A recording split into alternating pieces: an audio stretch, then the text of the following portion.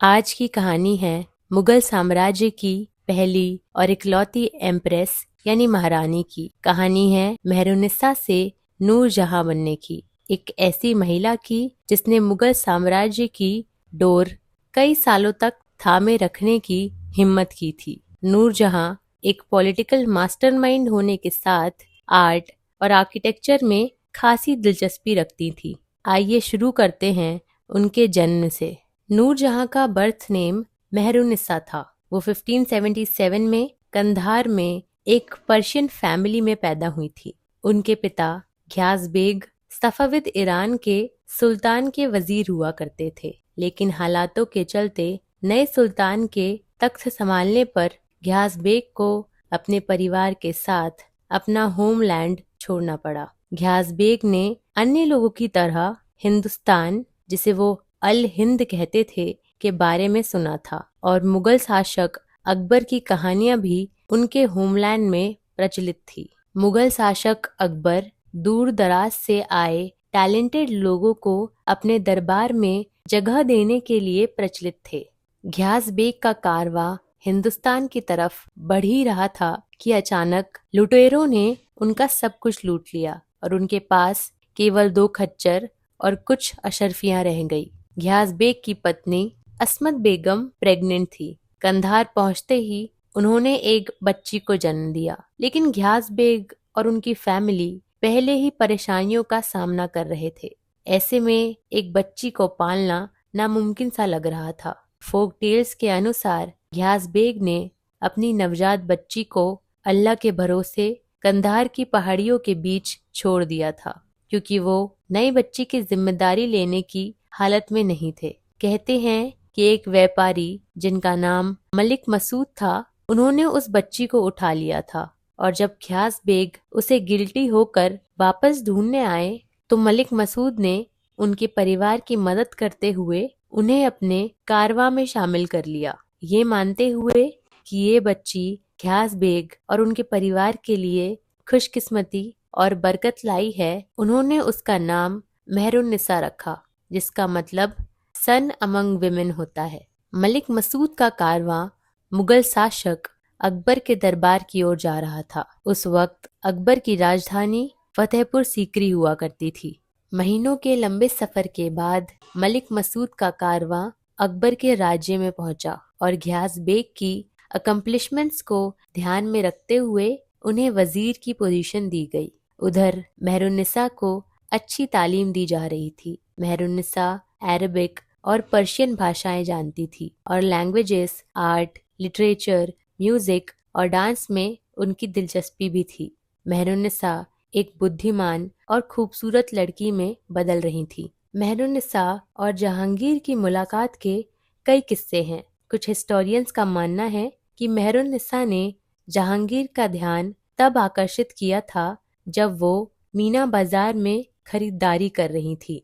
मीना बाजार में केवल शाही लोग शिरकत कर सकते थे और ये बाजार महीने में केवल एक बार लगता था। घियास बेग की बेटी होने की वजह से मेहरुन्निसा को इस बाजार में आने का मौका मिला था। कुछ हिस्टोरियंस ये कहते हैं कि जब जहांगीर ने अपने पिता अकबर के अगेंस्ट बगावत की थी तो उन्होंने काबुल में पनाह ली थी और उस वक्त काबुल के दीवान घियास बेग थे। जहांगीर ने तब ही मेहरुन्निसा की झलक पाई थी और उन्होंने घियास बेग से मेहर का हाथ भी मांगा था, लेकिन तब मेहरुन्निसा का रिश्ता मुगल आर्मी के ऑफिसर शेर अफगान खान से हो चुका था, जिसकी वजह से जहांगीर तब मेहरुन्निसा से शादी नहीं कर पाए थे।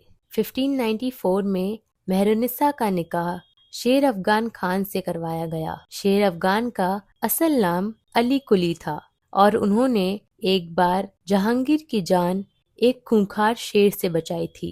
तब से उन्हें शेर अफगान खान का टाइटल दिया गया था। कई बार मिसकैरेजेस होने के बाद मेहरुन्निसा और शेर अफगान खान को फाइनली एक बेटी हुई, जिसका नाम उन्होंने लाडली बेगम रखा।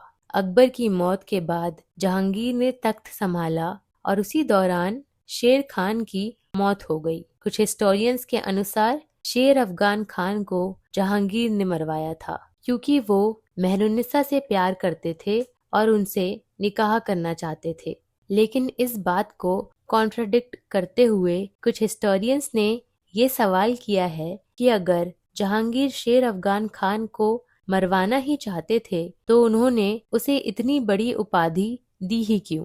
खैर, वजह जो भी हो, इतना तो लाजमी है कि जहांगीर मेहरुन्निसा से बेहद प्यार करते थे और इतने साल इंतजार करने के बाद आखिरकार 1611 में उन्होंने मेहरुन्निसा से निकाह कर लिया था। और यहाँ से शुरू होता है मेहरुन्निसा का नूरजहां बनने तक का सफर। मेहरुन्निसा बचपन से ही एक बुद्धिमान और कला में निपुण पर्सनालिटी की मालकिन थी। जहांगीर की 20वीं और आखिरी बीवी बनने के बाद उन्होंने अपने एम्बिशंस को रंग देना शुरू किया। मुगल बादशाह जहांगीर ज्यादातर शराब के नशे में धुत रहते थे और मेहरुन्निसा की तरफ उनका प्यार जाहिर था। इन्हीं हालातों के चलते मेहरुन्निसा धीरे धीरे सियासत में दिलचस्पी लेने लगी। उन्होंने आदेश देना शुरू कर दिया और जहांगीर के साथ अपने नाम के सिक्के छपवाए। जिस मुगल शासन में